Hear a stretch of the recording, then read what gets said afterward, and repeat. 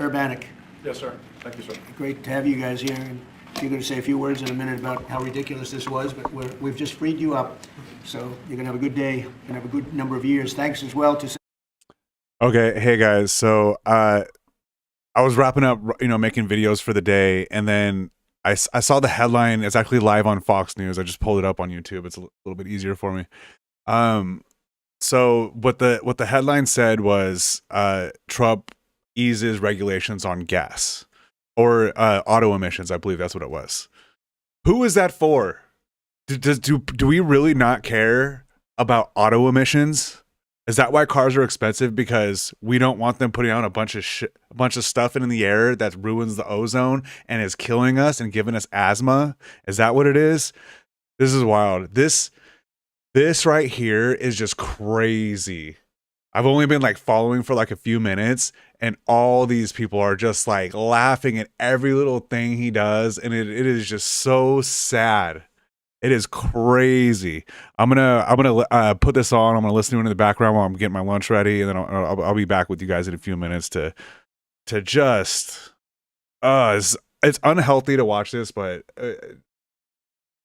we need to know this is going on. This is just wild, guys.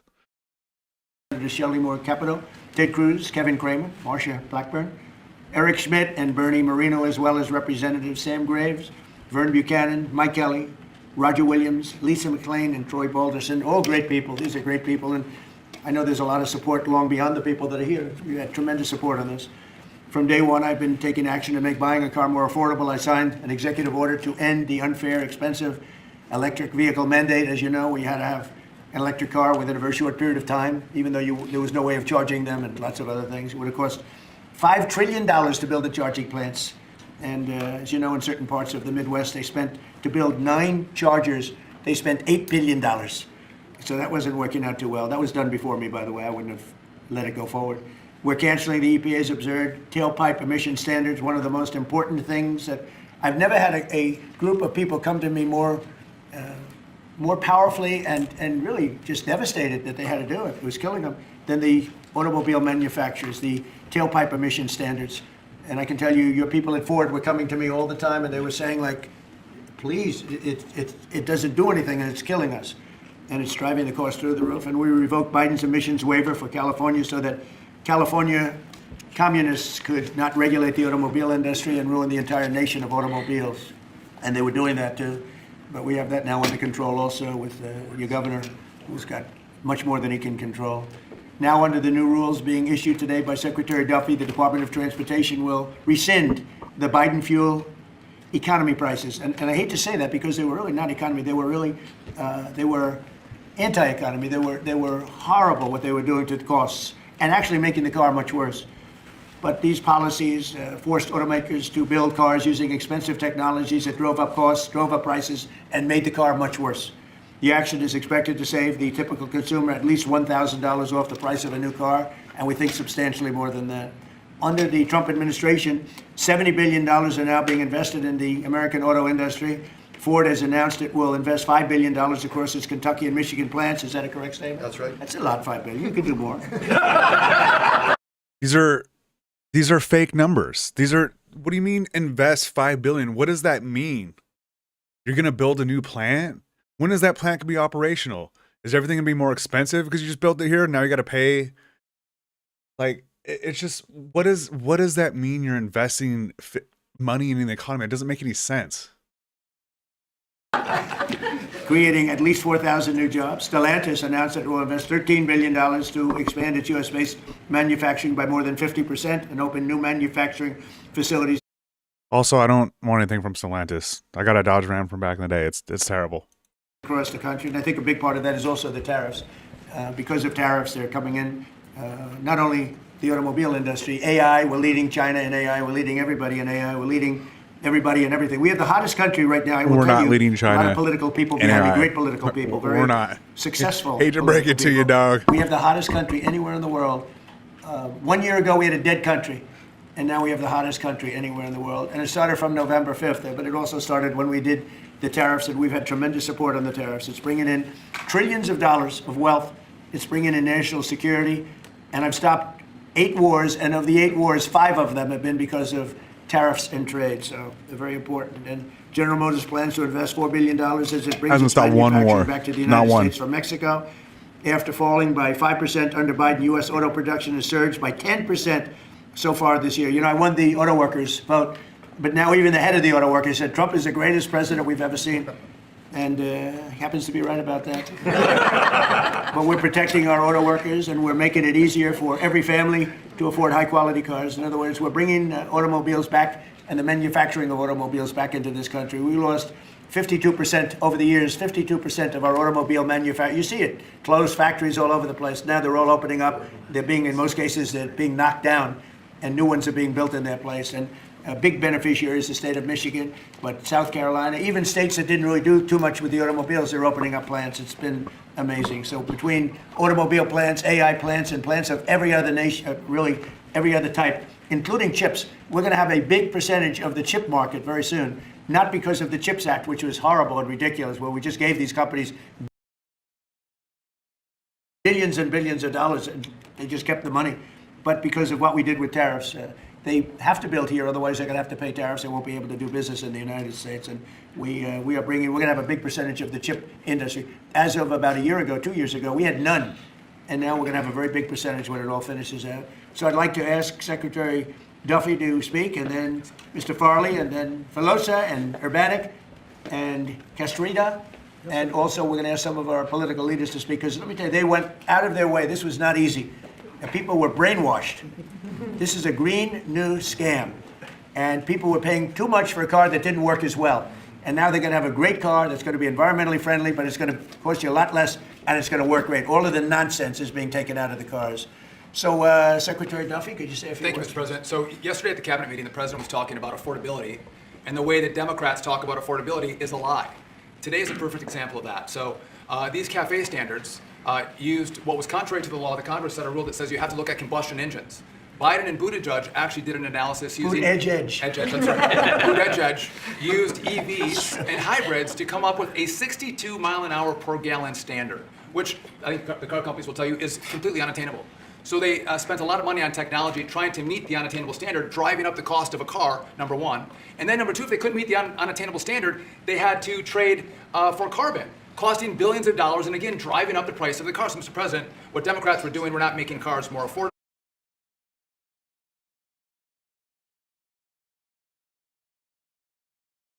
Cars are more expensive because Democrats were pushing for the cars to get better gas mileage.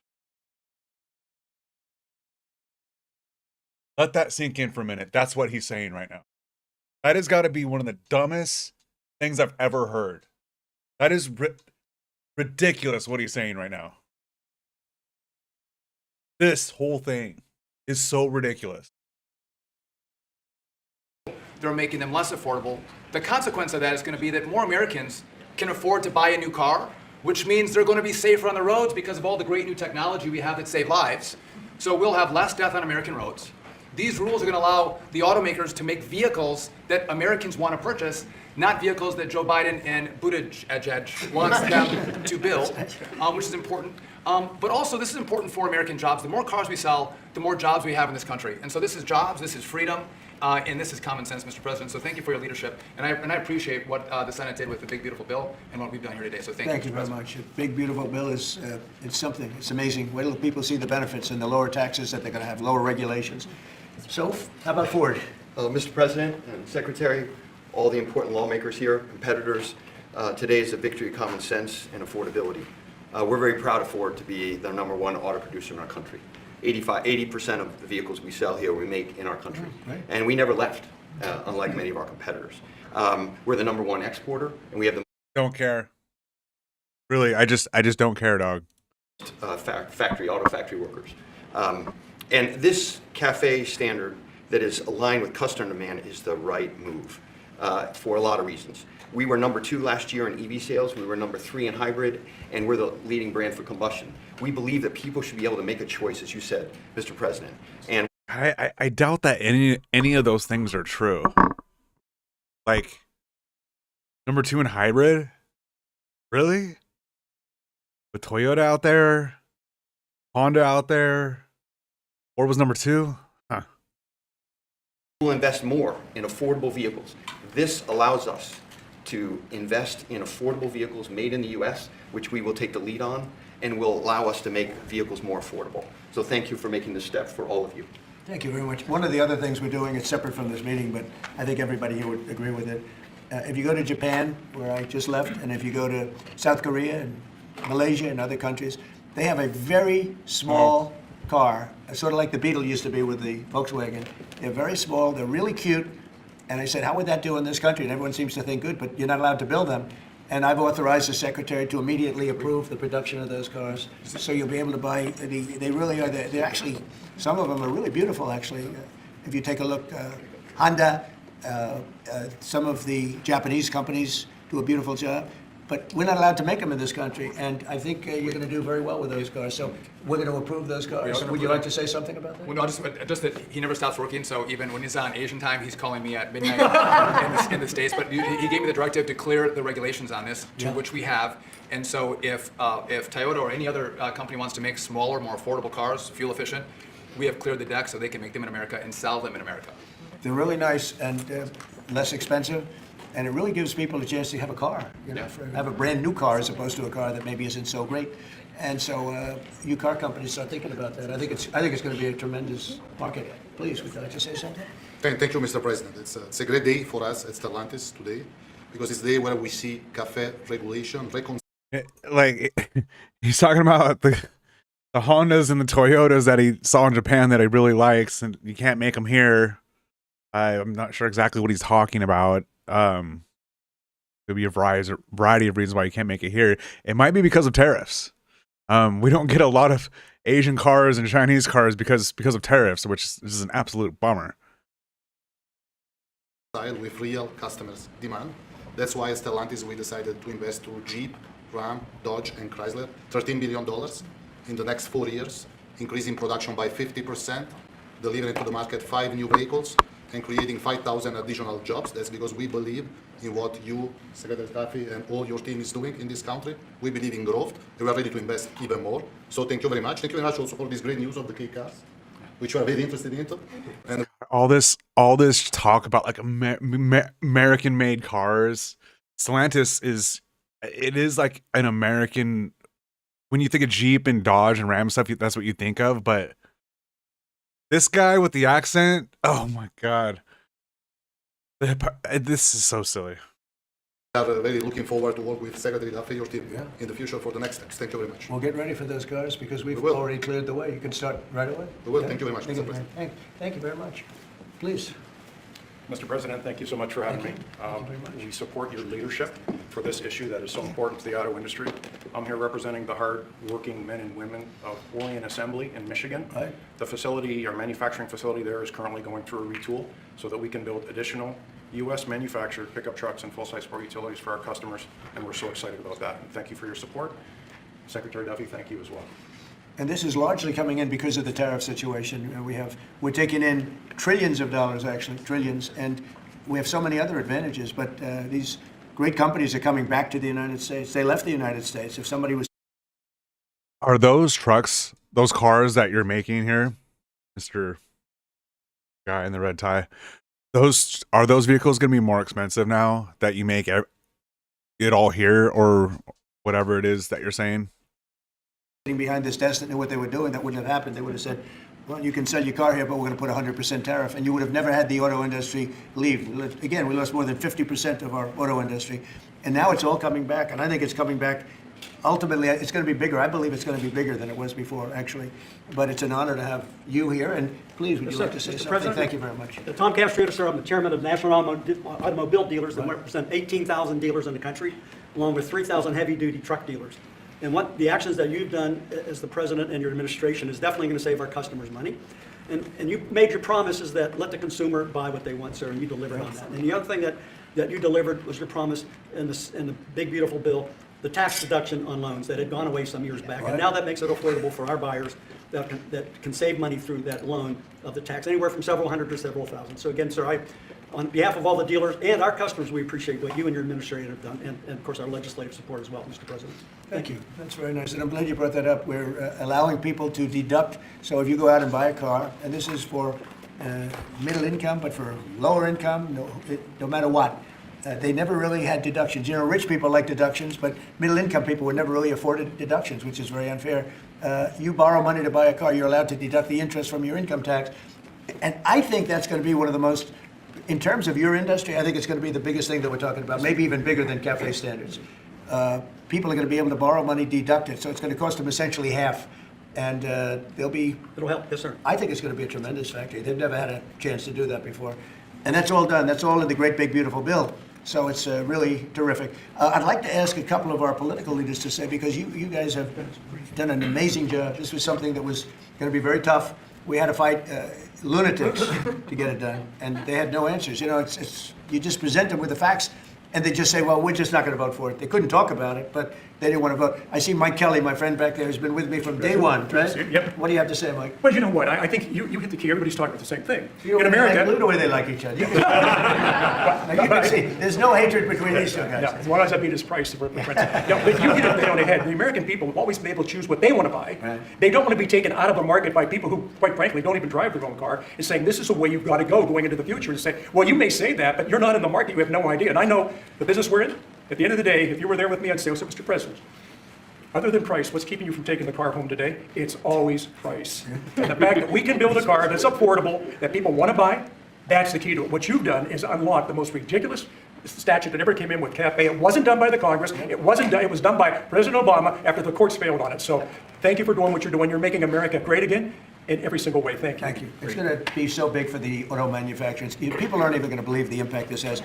You know, Mike used to come to my rallies all the time, and we'd have a rally, and it was like 0 degrees, it was freezing, everywhere, and he'd sit there without a shirt on. And I didn't need that, you know. I didn't say it was pretty, but he would sit there in the cold, and he didn't mind it at all. I said, that's one tough cookie, right? You lit it up. We didn't need any heat. We were there. We had a good time. We had a lot of great... Have you guys seen those videos from North Korea? Like when he has like a rally, when Kim Jong-un has a rally or whatever, like everybody's like clapping and like hysterically smiling and like it's just like the most like over the top thing. You're like, why does everyone look like so excited to see this guy? Just not the same thing. If you don't laugh out loud at that joke, you will not be in that meeting the next time. I could guarantee it. Ugh. rallies, We right? did, we did. Pennsylvania. Please, Mr. Congressman. Thank you, Mr. President. I represent the dealer. I'm a dealer, and we got some other dealers in here, but this is huge for the dealer body, the local car dealer. We're going to be able to sell what the customer wants. The manufacturer's going to make what the customer wants. We've got all kinds of options to the big bill. It's going to enable people, as we talked about, to deduct payments and so forth. As we say in the business, they've never been cheaper than they are today, Mr. President. And it's going to be a great opportunity for the dealer body to sell what consumers want. And 99% of the businesses in America are small businesses. Many are car dealers, employ a lot of people. It's going to be a great year for us. We appreciate your leadership, and we appreciate, from a retail standpoint, we appreciate the manufacturers going to step up and build cars that customers want and that we want to sell. So thank you very much. It makes it a great country. He's also a very brave congressman because he was there on the baseball field that horrible day with Steve Scalise and some other people. He was hit, but he took it very well. You took it very well. You're my pal. Thank you. Thanks. Great job. Appreciate it. Great job. Appreciate it. Kevin, could you say a few words of wisdom? One of the really smart economic forecasters, I will tell you. Beyond an economist, he's a real forecaster. Please. Sir, I think that there's a massive macroeconomic benefit to what we're doing today. And the way to think about it is that the car that has the best gas mileage that you could buy that has only gasoline is a Honda that gets about 36 miles per gallon. Joe Biden wanted to make every car on average be above 50. So there's no car made in the U.S. that you would be able to sell 2 years from now, 3 years from now, under that rule. Because what he wanted to do was make everybody have an electric car, as you know.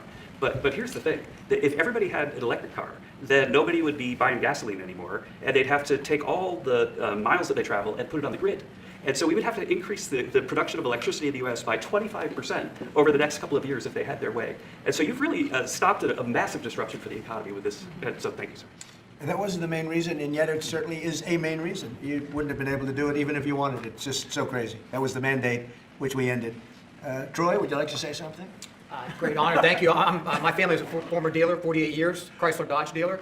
And then I got into the political world, sir. I had more fun in the dealership world, but I miss it. But I still play a big role in automobiles and grateful. I remember under President Obama when the CAFE standards changed, as Mike brought up, and going through those challenging times as a Chrysler dealer before Stellantis came along. It was Daimler before you guys got it. So thank you very much for being here and making these changes. And as you said, that interest on the car loan piece. Big, and I know that Bernie led the charge on that in the Senate and get it into one big beautiful bill. That really is a big deal, and people need to understand how big a deal that is. You did a great job. And by the way, we had a great victory last night. Matt is gonna be great. Kind of like our race, huh? He's going to be a great congressman. I think so. Really, like us, right? Yeah, like us. One of my early endorsements, right? Yes, sir.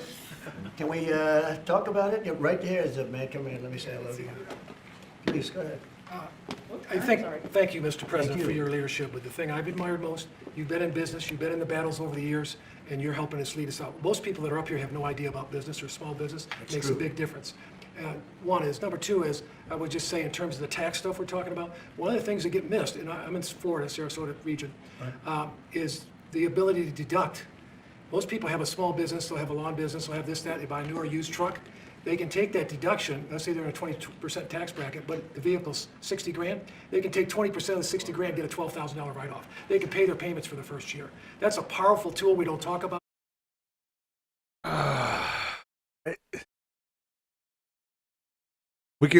We'll need to dig into that more, but I can assure you, like, being able to write off all that, like, it's not going to be good. I don't know why exactly, but it just can't be good. The government collects taxes for a reason, and this isn't. I don't know why, but at the end of the day, because of what you've put in place, full expensing, that's the tool that would use. And you could just think about all the people in Florida, just general places, they're buying old vans or new vans, they're buying trucks, mainly trucks, and they're getting a deduction. They don't even have a payment for a year. Love you It's a too. great place. Thank you. Please. For making things more affordable for normal people. Nothing could be more American than driving a car on the highway, and this is going to make that more accessible for more people. So thanks for your leadership. Your state's doing a great job. Yeah, well, they love you too. It's a great place. Thank you. Please. Than any tax cut. So the word affordability, when they mention it, you ever watch them? It's all about. I saw the young lady that lost last night. She lost by a lot more than they thought, and we have a great new candidate in Congress. Really great, Matt Van Epps. But I saw last night. She said it's all about affordability. All about. They never talk about like the specifics. Everything was through the roof. Eggs, when I took over, eggs were 4 times higher than they ever were. We got the prices down to the lowest level. I mean, amazing. But they never, you gotta watch, they're great con people. It's like. Well, I gotta get going. I gotta go to my podiatrist appointment.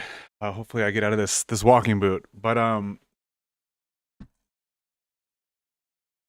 it's been like this the whole year, but this right here, all these Trump cocksuckers back here are the reason why this is happening right now. They're all enabling this old guy right here, insane, senile old man, to say the stupidest shit and do the stupidest things. This is all just ridiculous. And we'll hopefully, if we still have a country put together, we'll be looking back on this as a very sad time in our country. And we have a sickness right now, and we need to do something about it. But this right here is going to continue for another 3 years, and that sucks. It really does. The Inflation Reduction Act. And after they got it approved, because everybody said inflation reduction, they admitted it had nothing to do with reducing inflation. It's a con job. I think affordability is the greatest con job. They look at you and they say, affordability. They don't say anything else. Everyone says, oh, their prices were so low. At the same time, too, though, if this is going to be the Republican line, that affordability is not a thing and it doesn't matter and that it's a con job, then the Democrats will win in the midterms, at least the House, maybe both, and we'll win the presidency in 2028 and we could run a corpse and we would still win. Just like in 2020, we literally ran a corpse and he beat this asshole. We saw what happened at the end of his last term. It ended with BLM riots and the government and the country getting shut down. We'll stay tuned for more. We'll be back with you guys a little bit later. No, they had the worst inflation. We had the highest prices we ever had, and now they're all coming